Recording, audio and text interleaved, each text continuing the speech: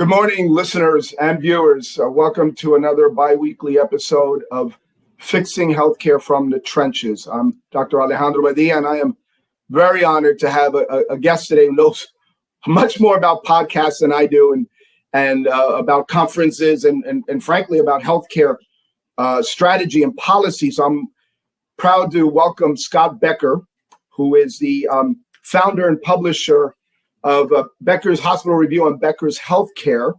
He is was the chair of the healthcare division of McGuire Woods, a very reputable law firm with a big focus on healthcare. He is a CPA, which I was not aware of, Scott, by training. He's a University of Illinois guy, undergrad. We did our undergrad about the same time, actually, and then a Harvard Law graduate. So welcome, Scott, to the show. Dr. Badilla, what a pleasure to be with you.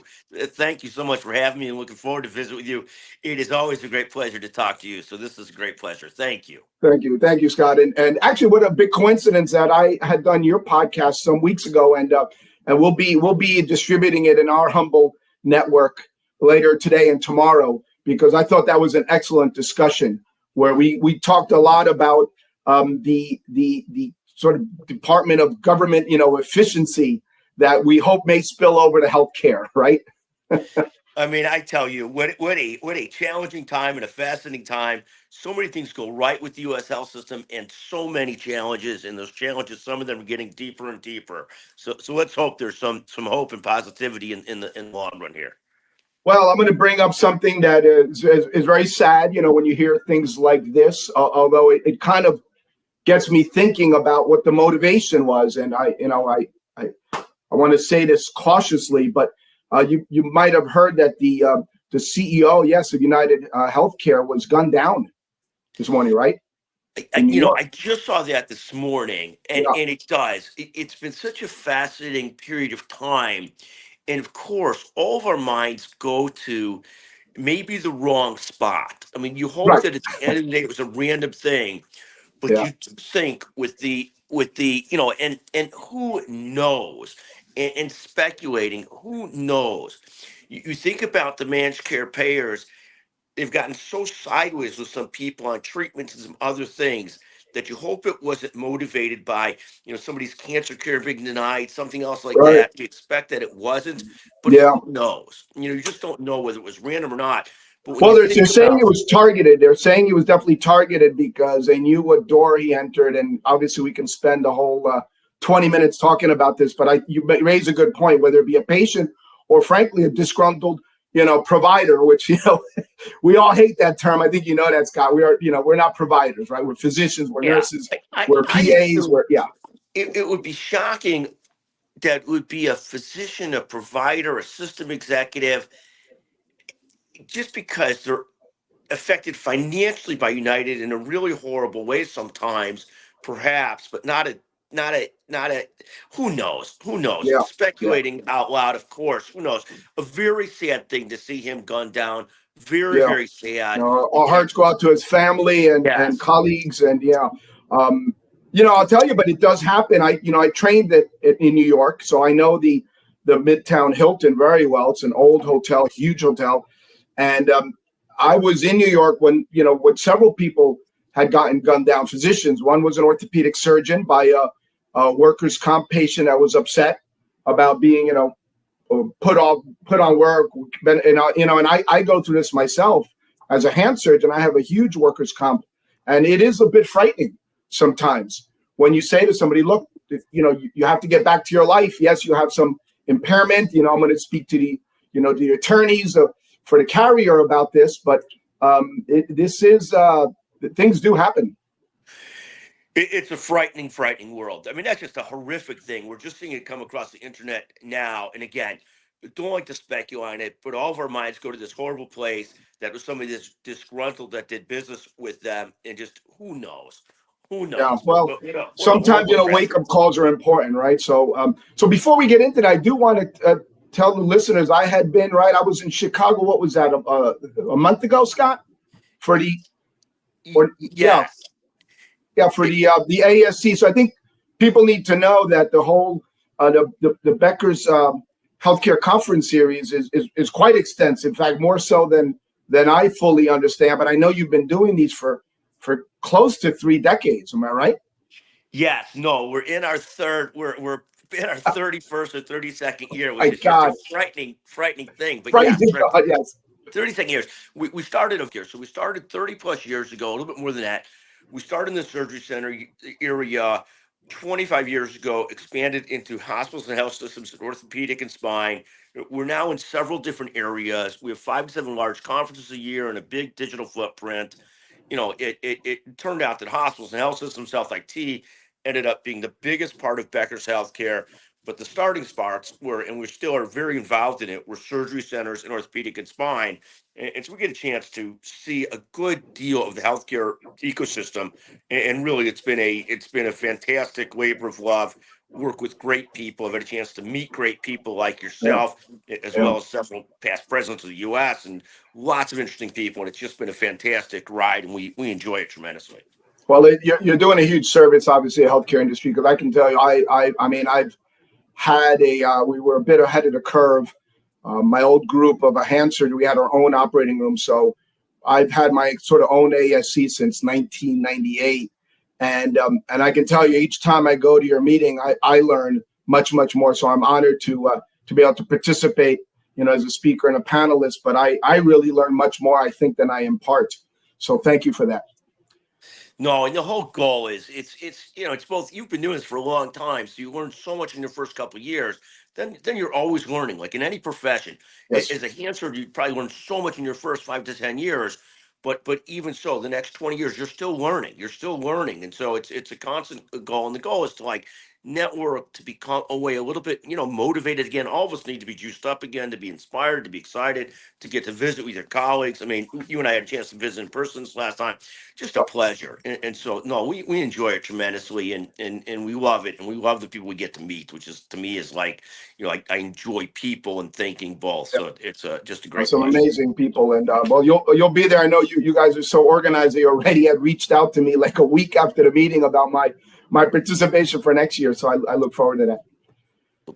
Thank you. So let's jump into it. What I've done on this podcast is tried to, as you know, it's based on my book, which I know you've looked at, the fixing, basically healthcare from the trenches. But the podcast is fixing healthcare. One of the complaints people have about the book, and I say it up front in the introduction, it is not a blueprint solution. The book was written to point out the problems, for not from the pundits or the academicians or the bureaucrats, but rather people in the trenches, which I still am, right?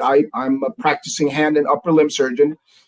But in the last chapter, the contributors and myself give some inkling as to what we think can be done to fix it. And now the podcast is inviting people such as yourself to actually bring up some solutions that maybe we can really enact. And maybe now with this new administration of, love it or hate it, change brings possibility, I believe. So let us know your top 3 initiatives that you would like to see for healthcare change. Sure. So I come back to, a lot of our problems are supply demand problems.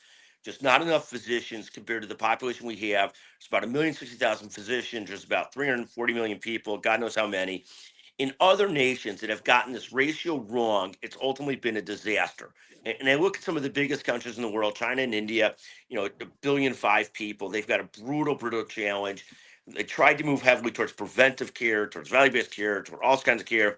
But at the end of the day, if you don't have enough doctors, nurses, techs, healthcare workforce, it's a disaster. Now, technology helps, but it doesn't replace. So we've got to fix that. The examples in India and China are daunting. China during COVID, they had to lock everybody down because they shouldn't have enough doctors and nurses in the back end in case people got sick. India went through a period of time where they're just overwhelmed. So I start with supply and demand. And what does that look like? It looks at a few different things. It looks at, and then I'll talk about Medicare Advantage as well in a second in terms of fixing healthcare and getting rid of that. But the first thing is medical education. In some other nations, they produce doctors in 6 to 8 years, not the 8 to 10 years that we're taking. And it's a travesty that we're not doing it quickly. Medical education here is great. We produce great doctors. As you know, I've got a stepchild in medical school. We produce great doctors, but we do it extremely long form, and it's literally ludicrous. It's ludicrous. Tell me about it. I mean, you used to have the 6-year med programs. They have them in other countries, Brazil, India. A lot of places do it a lot quicker than we do, and they produce incredibly high quality doctors that we use and have in our country treating us. So it's not like a new crazy concept, but we've got a medical guild, we've got a education developed for the internet. We got to cut a couple of years off it, particularly now that most doctors are going part time by 40 or so. So your math problem of doctors to people is just completely messed up. It's just off. The second thing is I could talk about all the prevention, all the technology, all the other ways to go about improving the health of our citizenship. And I know RFK Jr. is big on preventive care and so forth, Yeah. but every other place in the world, it's not worked at all. So we could try it. But we could try it. And I like the bully puppet on fitness. I'm a believer in physical and mental health, but we better have enough doctors and nurses on the back end in case it doesn't work. And that's been the case every place. And I have no confidence that in 4 years we'll fix the health and fitness of our country through preventive care. China and India have tried it by necessity, and it's been a disaster. So we got to create quicker medical education. We got to get more residencies placed, and we need so many. Even in the Build Back Better bill or the ARP bill, there's supposed to be 4,000 more residencies.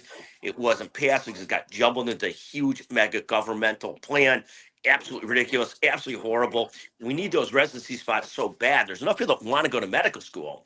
25,000 start a year, but they can't take anymore. And there's 50,000 apply that just 25,000, 30,000 just don't get into medical school.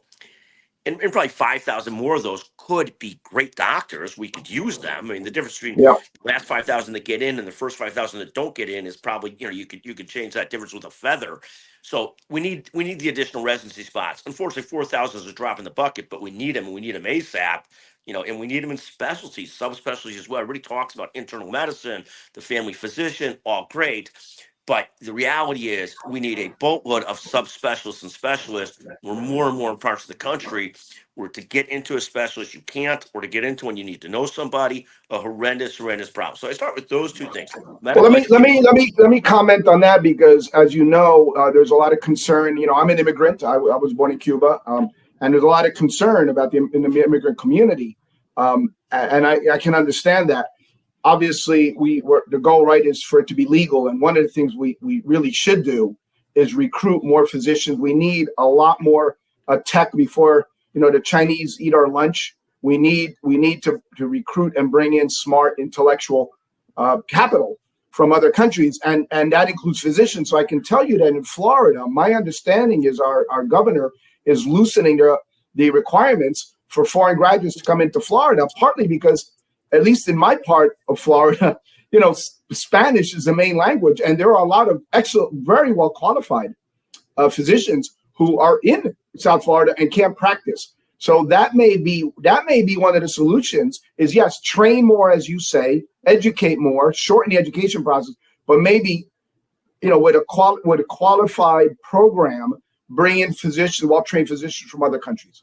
I mean, 100%. And you're from Cuba. I did not realize, but Cuba's got one of the greatest. I mean, Cuba, for all its negatives, has a great ratio of doctors to people. It's one of the best educated workforces, medical workforces in the country, at least traditionally. I don't know what it's like today. Well, the problem is they don't have the money, when you're having blackouts, you can't really provide good medicine, and so I can comment on that because I visited. That would be for another time. But yes, there is a tradition, including in my own family, my maternal family, where many physicians I talk about in the first chapter of my book, but they make it an industry. When I did a medical mission in Ghana, they had 2 Cuban physicians there that they were paying $30 a month to, the equivalent of, and Ghana would pay the Cuban government, and they would sell these people for like cattle, and these poor guys had young children at home in Cuba. So that's what's happening. But yes, we can probably learn something from them, I would think. But at the end of the day,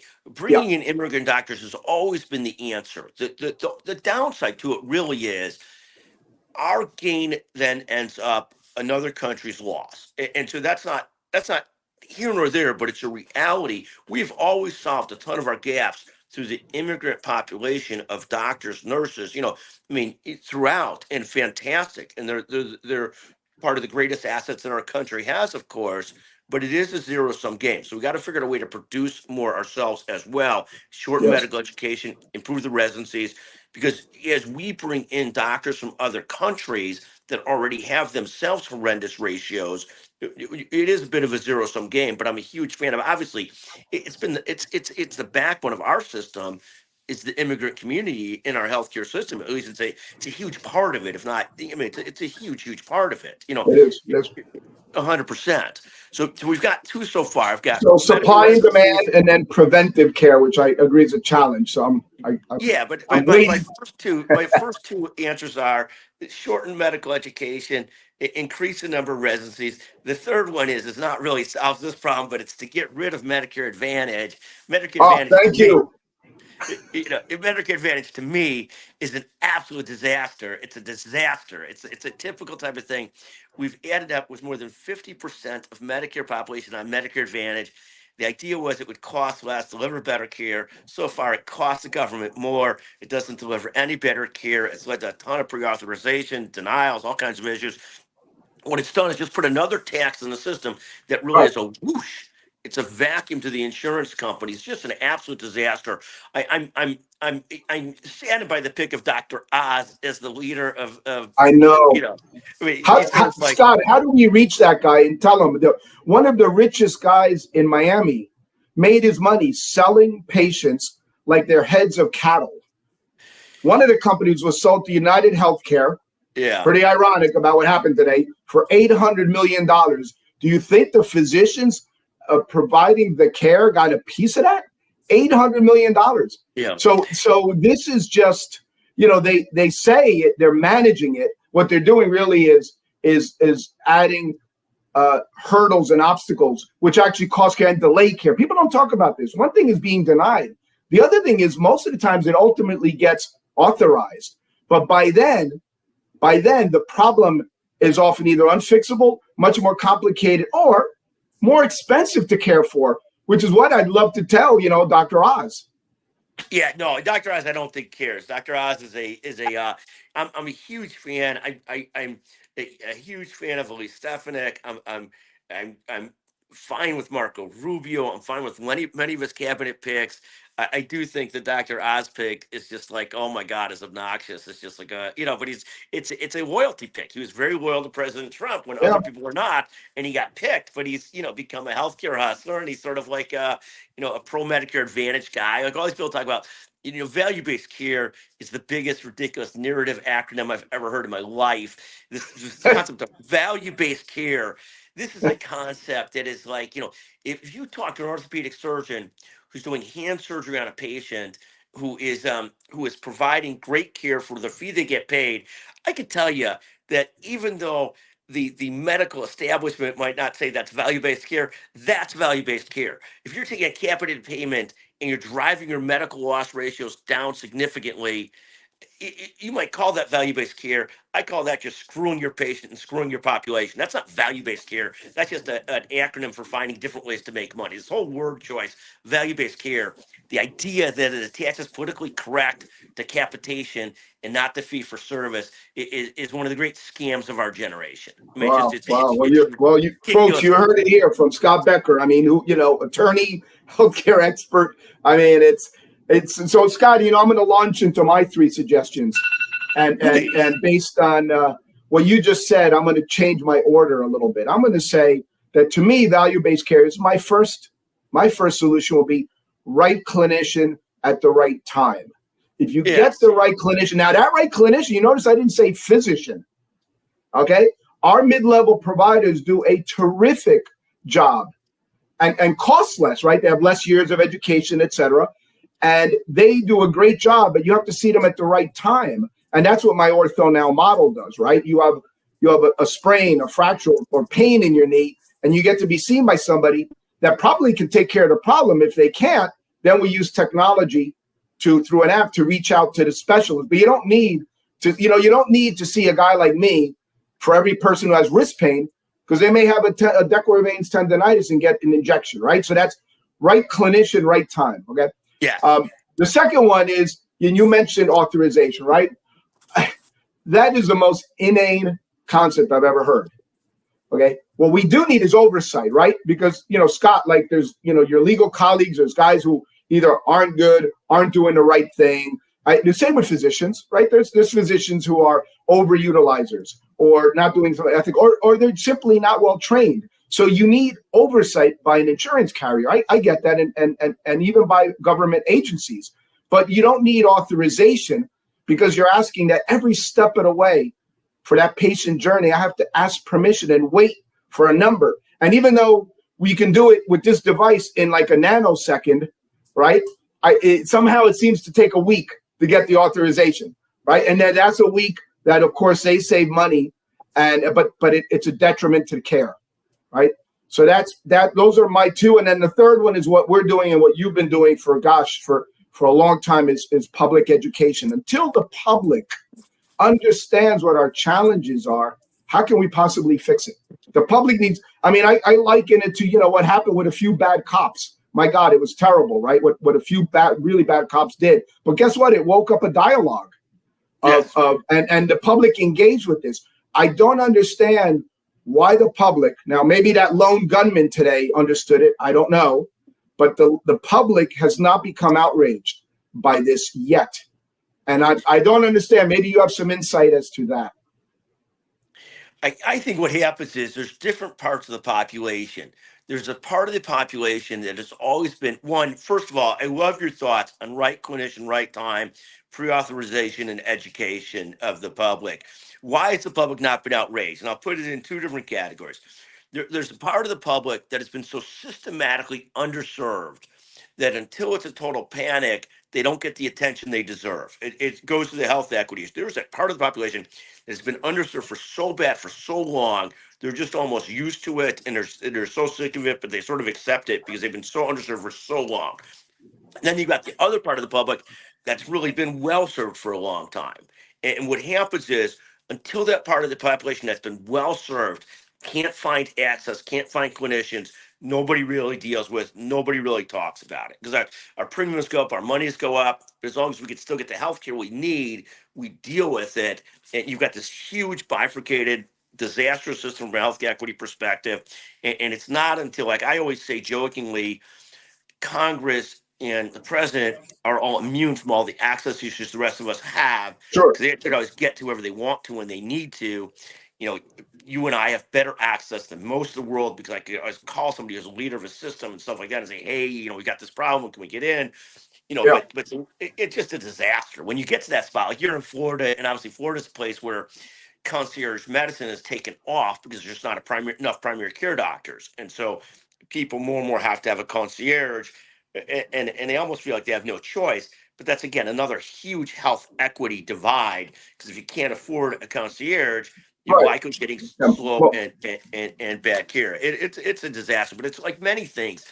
Until the problems hit the middle class and the upper class, nobody really deals with them, and we've got to deal with it for every I think it's a more of it's perceived. I speak to people, in my stratosphere, and yes, like you said, we it's not fair to the less privileged. But even in our class, right? People feel, okay, I paid Blue Cross Blue Shield or my employer every month this escalating premium, and yet each time I go, I have a higher deductible, right? I have more out of pocket, right? But it's a micro problem. In other words, people are upset about it at their own level. It's quite selfish. I hate to say it. It's people at some point. I'm hoping that the public says, okay, if this is happening to me, it's happening to my friends, and it's happening across broader society. And at some point, something's going to snap. Oh, and that's exactly the issue right there. That is, enough people understand it. That's not just a disaster for them. Think about it. It's a disaster for us. Think about how disaster is for so many other people. And it just is. It's, to me, it's a lot of it goes back to supply demand problems. This concept that everything should be value-based care versus a freer system that's all ran through 5 or 6 insurance companies. It goes back to medical education. It goes back to not enough residency spots. I mean, Republicans and Democrats all agree we need more doctors, we need more supply, but they couldn't get these 4,000 residency spots passed, which is just a drop in the bucket because of the stupidity of packaging it into some huge mega bill that people can't agree with, but they can agree on these one-off issues. We got to get back to a system that works in DC. I mean, it's a disaster right now in terms of just the division and the inability to do one-off bills that just address problems. Our politicians aren't solving problems. I mean, it just, we got to get back to sort of solving problems, not just talking. Well, here is one of the things that happened today with this unfortunate executive. They were at a annual meeting of some type, and it for investors. Now, somehow that rubs me the wrong way. Why is it so many industries, or even hospitals, right, are technically, I mean, we know it's a bit of a facade. They're not for profit, but at least they're dumping money back in to the system, and their executives are being paid well, as many times they should be. But why are healthcare companies answering to investors when they're paying the people who provide the care so poorly? Do you think there's a possibility in this administration that we could say, hey, insurance companies should be not for profit? That's a big reach, I know it, but yeah, I don't think that's going to happen. I think the not-for-profit health system industry is one of the great things in our country. And I watched it for 30 plus years. I started off with sort of closer point to the physician is viewing the not-for-profit health systems as sort of like not really understanding. But I think, if COVID proved anything, they were a huge part of our nation's safety net. I think yes, they are so important. I think the healthcare systems are nationally very, very, very important to being the backbone of providing care. When you talk about all these different disruptors, and we haven't really talked about that, but you talk about CVS, Walgreens, Walmart, when the numbers don't work, they get out of it, and they have right, no choice. It's not a knock right, on them, but there's just a shortage of supply to fill up their clinics. So they sort of got out of the healthcare business. Everybody thought right, that was going to be one of the answers. The health systems are still standing, and thank God they are. So I'm a huge fan of the not-for-profit health systems.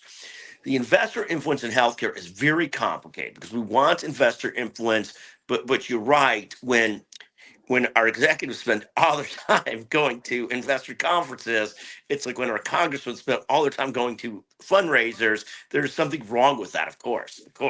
yeah, I don't see it moving towards not for profit, but I do think that the this situation with Medicare Advantage is just a blown out disaster. It's just become a disaster. It's a horrendous thing. It started with, President Trump was a pro, and I'm not one of these anti-Trumper who, oh my God, I can't. I wake up in the morning crazy about what President Trump does. I'm just not there. That's just not my perspective at all in the world. But he was very pro Medicare Advantage, and that was a bad thing for all of yeah. us. And then President Biden started off anti Medicare Advantage. Then the insurance companies got to President Biden, and he became pro Medicare Advantage. And it just is it's a complete debacle. It's a Well, horrendous. Scott, maybe, this is, what we can do. Certainly your podcast has much more reach. And if maybe we could talk about this more and get to the people and explain to them, because ultimately it comes down to the trenches. I'm not on any Medicare Advantage plans anymore. I can't be. Yeah. I cannot practice medicine that way. I can't have somebody sitting at a desk every step of the way. So, I told my father, who needs a procedure now, I said, thank God, Dad, you're still on, regular Medicare. And there is no issue. And other people I know are handcuffed by it. So maybe let's maybe depart on a positive, if you will. Let's work together, Scott. I'll be your humble foot soldier in the trenches to try to bring awareness to at least one issue, which is the Medicare Advantage, which we don't want to grow. We'd like it to actually gradually go away. No, I know exactly, and I'm not confident it's going to, but one of the great questions you could ask is Medicare Advantage is the worst program in America right now, and it'd be an open, good debate on that discussion. So we're all on board on it. Dr. Padilla, what a great pleasure to visit with you always. What a pleasure. Thank you. Thank you, Scott. Thank you for coming on. We look forward to sort of let's say disseminating these points and getting people interested. So thank you. And I will see you soon. And for our listeners, hopefully we'll see you back in a few weeks with another episode of Fixing Healthcare from the Trenches. I'm signing off. And please give us your feedback, share this, argue with myself or maybe not so much Scott Becker and bring forward the points because we need engagement. Yep. Thank you, Scott. Thank you.